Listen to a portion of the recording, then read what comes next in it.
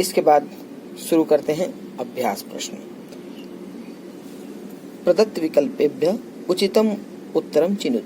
दिए गए विकल्पों में से उचित उत्तर को चुनिए। पहला प्रश्न, तुलसी कस्य प्रिया सहचरी? तुलसी किसकी प्रिय सहचरी है? ब्रह्मण, महादेवस्य, विष्णु। ब्रह्मा की, महादेव की, विष्णु की। तो उत्तर क्या है? विष्णु की। अगला प्रश्न, तुलसी जलेन स्नानम कान हरति। तुलसी जलेन स्नानम माने तुलसी के जल से स्नान किनको दूर करता है? त्वक रोगान, मशकान, कृमिन। त्वचा के रोगों को, मच्छरों को, कृमियों को। तो उत्तर क्या होगा? त्वचा के रोगों को। तुलसी वने के प्रवेष्टुम न शक्यन्ते। तुलसी के वन में कौन प्रवेश नहीं कर सकते? नृपाः, यमदूताः, भक्तजना। तुलसी के वन में कौन प्रवेश नहीं कर सकते? राजा, यमदूत, भक्त लोग। कौन प्रवेश नहीं कर सकते? यमदूता। वृंदावनम कस्य लीला क्षेत्रम? वृंदावन किसकी लीला का क्षेत्र है? श्री रामस्य, श्री कृष्णस्य, गुरुदेवस्य। तो उत्तर क्या है? श्री कृष्णस्य।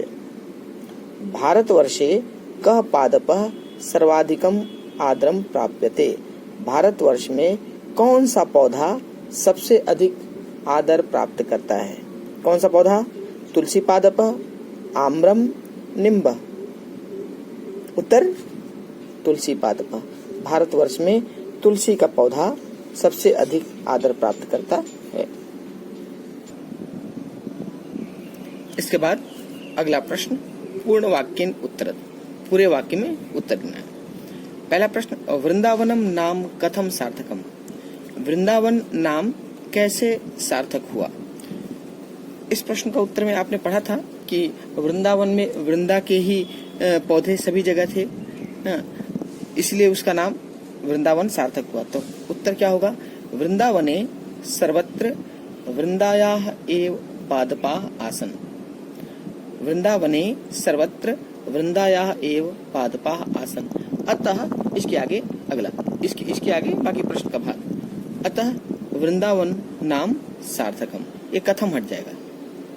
तो वृंदावने सर्वत्र वृंदायाः एव पादपाः आसन्, अतः वृंदावनम नाम सार्थकम। इसको आप यदि यहाँ पे देखें तो इसका उत्तर यहाँ पे मिलेगा, वृंदावने सर्वत्र वृंदायाः एव पादपाः आसन्।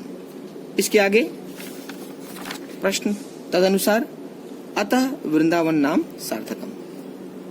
अगला प्रश्न, तुलस्याः काष्ठ पत्राणि कीदृशानि कथितानि? तुलसी के लकड़ी और पत्ते कैसे कहे गए हैं? तुलस्याः काष्ठ पत्राणि कीदृशानि कथितानि। तुलसी के लकड़ी पत्ते कैसे कहे गए हैं? इसका उत्तर देखिए यहाँ पे। तो उत्तर आपका वहीं से स्टार्ट होगा। तुलस्याः काष्ठपत्राणि स्वास्थ्यकारिणी रोगरोधकानि आयुष्यवर्धकानि च विद्यन्ते या कथितानि। आप प्रश्न के अनुरूप में यहाँ पे विद्यन्ते की जगह कथितानि लिख सकते हैं। तो तुलस्याः से उत्तर शुरू होगा। तुलस्याः काष्ठपत्राणि च स्वास्थ्यकारिणी रोगरोधकानि आयुष्यवर्धकानि च कथितानि। अगला प्रश्न, तुलसी कासस्य उपचारम कथम करोति? तुलसी कासस्य माने खांसी का। तुलसी खांसी का उपचार कैसे करता है? तुलसी खांसी का उपचार कैसे करता है? तो इसका उत्तर यहाँ पर, तुलस्याः निर्मितः क्वाथः, तुलसी से बना हुआ काढ़ा कफजन्य दोषम कासम च दूरी करोति। तो ये पूरा उत्तर हो गया। तुलसी से निर्मित, तुलस्या निर्मितः काथः कफजन्य दोषम कासम च दूरी करोति। अगला प्रश्न, भागवत पुराणम तुलस्याः विषये किम कथयति? भागवत पुराण तुलसी के विषय में क्या कहता है? तो आपने श्लोक देखा था, ये पूरा का पूरा श्लोक इसका उत्तर हो जाएगा। तो आपका उत्तर शुरू होगा यहाँ से, भागवत पुराणम तुलस्या विषये कथयति, ये किम हट जाएगा, कथयति, भागवत पुराणम तुलस्या विषये कथयति। इसके पश्चात पूरा ये श्लोक तुलसी काननम चैव गृहे यस्य अवतिष्ठति तद गृहम तीर्थभूतम ही नायान्ति यम किंकरा। ठीक है, तो उत्तर शुरू होता है भागवत पुराणम तुलस्या विषये कथयति यत् तुलसी काननम चैव गृहे यस्य अवतिष्ठति तद गृहम तीर्थभूतम ही नायान्ति यम किंकरा। अगला प्रश्न, तुलस्या अपरम नाम किम, तुलसी का दूसरा नाम क्या है। तो आपने देखा था तुलस्या अपरम नाम किम की जगह हो गया वृंदा, तो तुलस्या अपरम नाम वृंदा अस्ति। इसके पश्चात अगला प्रश्न, उचित शब्द रूपी रिक्त स्थानानि पूरयत, शब्द के जो निर्देश दिए हुए हैं उसके अनुसार रिक्त स्थान को पूरा करना है।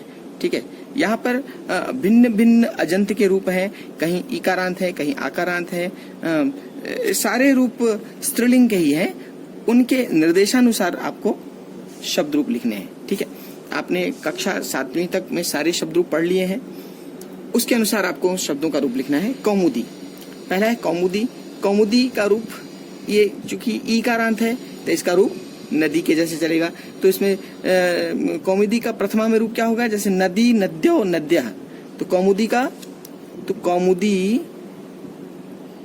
कौमुदी, कौमुद्यो, कौमुद्यः, कौमुदी, कौमुद्यो, कौमुद्य, द के नीचे हलंत है। ठीक है, अगला रमा है आकारांत, आकारांत का द्वितीय, आकारांत का द्वितीय लता के जैसे, लता लते लता, लताम लते लता, तो रमा रमे रमा, रमाम रमे रमा। ठीक है, अगला तुलसी, तुलसी फिर से ई है, ईकारांत, इसकी तृतीया, तो नदी की तृतीया नद्या, नद्या नदीभ्याम नदी भी, तो तुलसी का तुलस्या तुलसीभ्याम तुलसी भी, तो ये हो गया तुलस्या, तुलस्या तुलसीभ्याम तुलसी भी। अगला नलिनी, नलिनी फिर से ईकारांत, ईकारांत की चतुर्थी, तो चतुर्थी नदी का रूप, नद्यय नदीभ्याम नदीभ्य, तो नलिन्यय नलिनीभ्याम, तो नलिनीभ्यः, तो नलिन्यय नलिनीभ्याम नलिनीभ्यः। लता पंचमी, लता का रूप पंचमी में क्या था, लतायाः लताभ्याम लताभ्यः, तो लता का लतायाः लताभ्याम लताभ्यः। अगला नदी, फिर से नदी की षष्ठी, नदी की षष्ठी क्या थी, नद्याः नद्योः नदीनाम, तो नद्याः ये नद्योः और ये नदी नाम, नद्याः नद्योः नदी नाम। गौरी, फिर से गौरी का रूप नदी के जैसे, ये भी ईकारांत है, इसकी सप्तमी का रूप, तो नदी का रूप सप्तमी में क्या था, नद्याम नद्योः नदीषु, तो गौरी का गौर्याम गौर्योः, गौर्याम गौर्योः गौरीषु। फिर वृंदा, वृंदा आकारांत लता जैसे, तो लता का संबोधन हे लते हे लते हे लता, तो वृंदा का हे वृंदे, हे फिर से हे वृंदे हे वृंदा, हे वृंदे हे वृंदे हे वृंदा। इस प्रकार 3 प्रश्न हुए, इसके आगे के प्रश्न अगली वीडियो में करेंगे।